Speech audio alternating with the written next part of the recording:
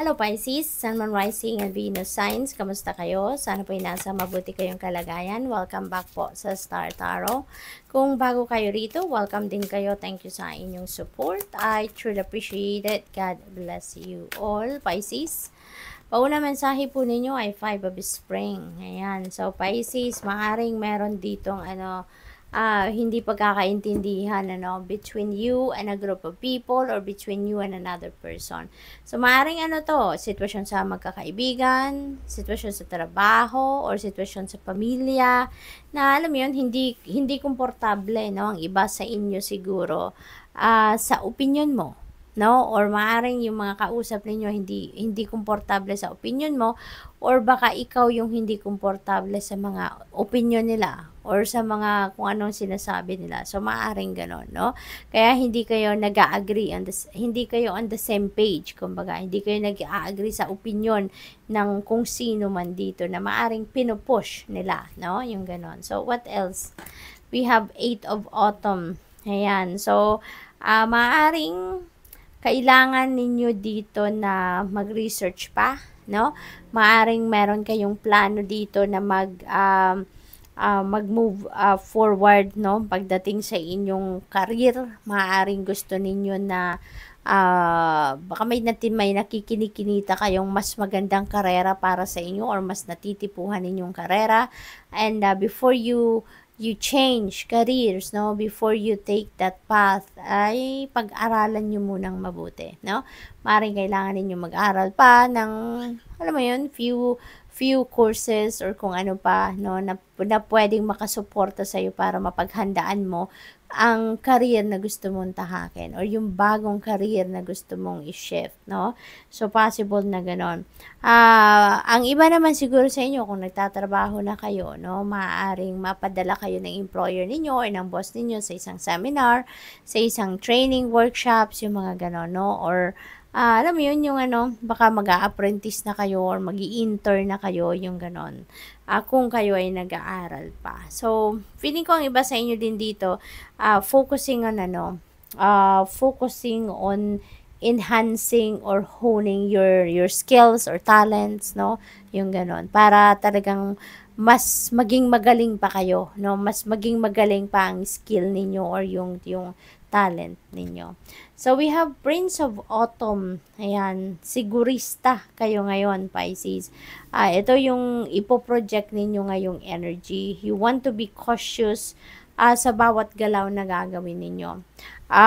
Siguro may plano kayo na gusto nyo nang i-roll out sa ngayon and pinagpaplanuhan ninyong maigi yan, no? Pinagpaplanuhan ninyong mabuti and you want to take action pero very cautious kayo, no? Yung kalkulado ninyo dapat, pag-iisipan, pagpaplanuhan, pagtatrabahuan ninyo, yung ganon. So, really good, no? Really good kasi maraming, alam mo yun, yung parang gustong mong magsimula agad, pero gusto mo rin na handang-handa ka muna. Kaya mas parang babalansihin nyo muna dito ang inyong sitwasyon. Yung parang mag-o-observe muna kayo before you take action. So, we have life experience. Ayan. So, dito naman, parang may mga pagbabago, no, na mangyayari. At mga pagbabagong ito maaring hindi ninyo ito plinano, hindi ninyo ito napaghandaan, no? At this is the divine universe intervening in your circumstances dito. Kaya maaaring talagang baka ma-overwhelm kayo sa sitwasyon na to, no? Pero kahit ganun pa man, yung kung saan man kayo dadalhin ng event na to, doon kayo magiging masaya na. Doon kayo magiging contented na kasi i-align na kayo ng universe dito sa inyong destiny. Kaya sa una lang, baka ma-overwhelm kayo, magulat kayo, kasi biglaan nga ang mga pangyayaring ito. Pero, merong magbubukas na mas maraming opportunity dito sa inyo para makapagsimula kayong muli. At ang bonus dyan, you will be in alignment with your destiny na. Kaya napakaganda rin. So, what else? we have the dreamer. Yan, speaking of magsisimula, eto si dreamer energy is a new beginning energy, no? So, ano talaga, definitely, si life experience, no? Ano din, ending and beginning yan. So, merong mga magtatapos, merong magko-close na mga chapter dyan sa buhay ninyo, and you're going to start fresh. Na ito na si dreamer, magsisimula na kayo dito ng bagong buhay, you're going to embrace your true purpose dito. Kaya nga dadalhin kasi kayo ng universe dito sa kung saan ang inyong destiny na, 'di ba? Kung ano na yung yung bang ano na lang, siguro mga few steps away na lang, nandiyan na kayo sa inyong purpose, nandiyan na kayo sa inyong destiny.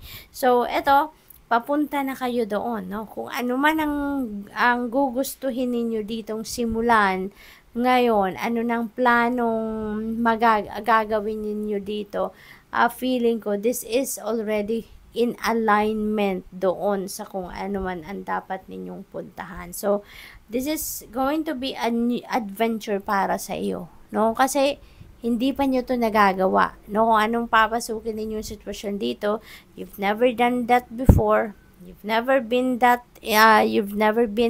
in that situation before, kaya ano kayo dito, naglalakas ng loob kayo dito, no? Napasukin ang sitwasyon na yan. So, what else? We have 5 of Autumn. Yan. Ang iba sa inyo, baka kailangan ng kailangan ng support or kailangan ng tulong ng iba, no? So, maaaring ganon.